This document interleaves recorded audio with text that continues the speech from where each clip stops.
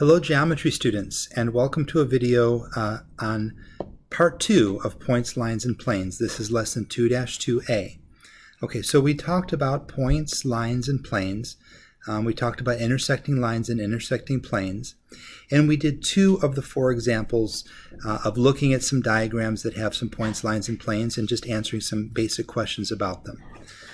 So now we're going to look at the third diagram. Now the thing about this diagram is it has 4 planes, actually 5 planes in it. So one of the planes is drawn as a plane, and that is the one down here, plane R. And remember, uppercase cursive, that's the easiest way to name that plane.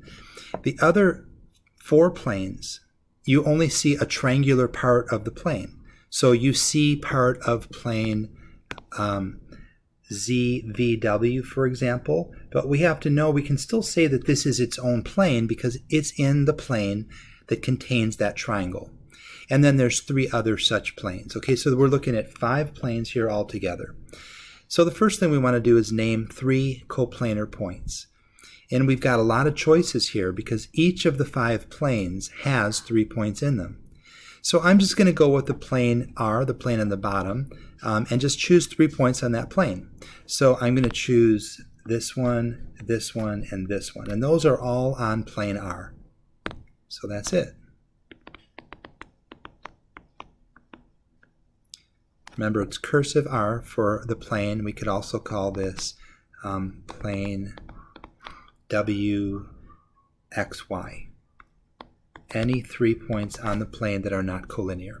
And there's other options here, and just to kind of give you an idea of another option, we could have chosen, let me just kind of delete this and just in case you're working on this on your own and you're trying to figure it out, we could have chosen these 3 points right here, and here we would say that point W, V, and Z, so we'd say W, V, and Z are on plane WVZ. So here we're saying 3 points. Here we're saying an entire plane. So those 3 points lie on this triangular plane in the front here. Okay, let's look at the next example, next question. A plane containing point X. Okay, now there's actually 3 of those. So here's X.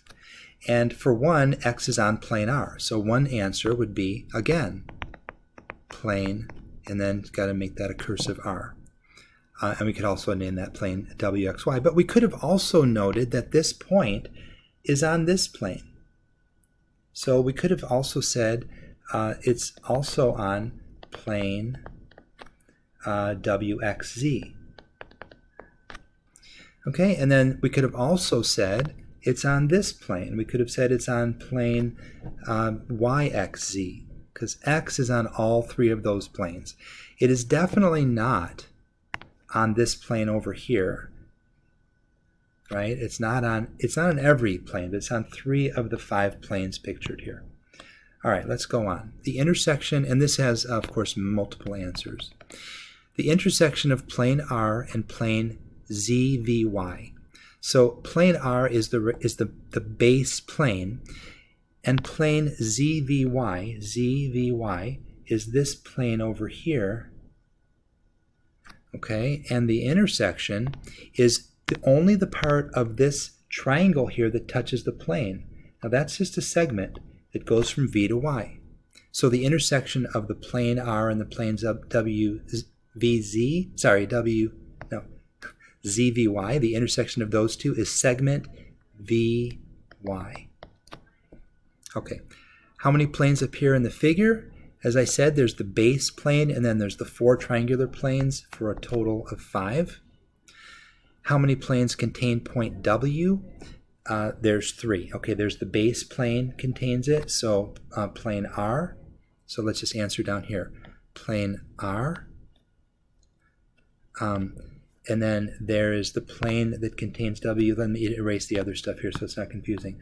There's the plane, this one here, that contains point W. So plane WVZ.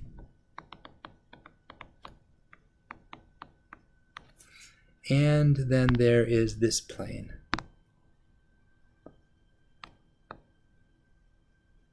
Okay, so we'd say also plane WXZ. So altogether there's 3. Okay, last example, we're looking at 2 planes and 2 lines. One of the lines goes from plane to plane.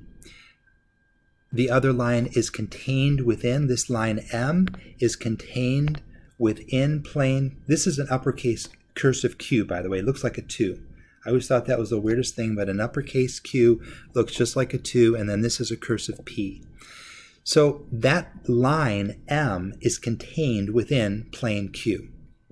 Okay, so let's see if we can answer some questions. What's the intersection of lines L and M? So L and M, so I'm just going to highlight just those 2 things. I'll just put them both in green. Okay, so here's L, here's M, here's where they intersect, and that's point E. Another name for plane Q. Well, you can pick any 3 points in Q and you can name them. So we could pick, and by the way, there's only one answer for A. We can pick another name. So we want 3 points that are not collinear. We need 3 points that form a triangle. So I has to be one of them.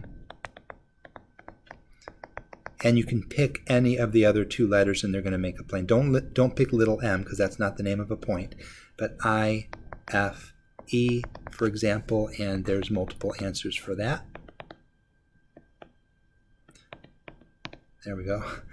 Okay, and then part C are points D and E collinear or coplanar. So D and E, well, they are both, they're collinear. Okay, let's start out with the simple one to understand. They're definitely on the same line, so they're collinear. Okay, so they're collinear. And we're not really going to have to worry about this, but technically, even though there's no plane drawn, if you imagine the plane of the paper contains both D and E.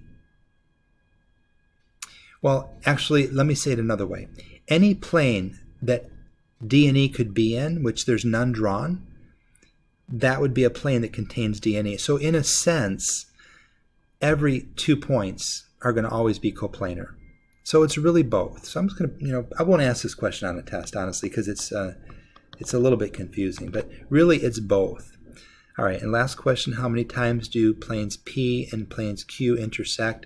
They look to be parallel, so we're just going to say 0 times, none. Okay?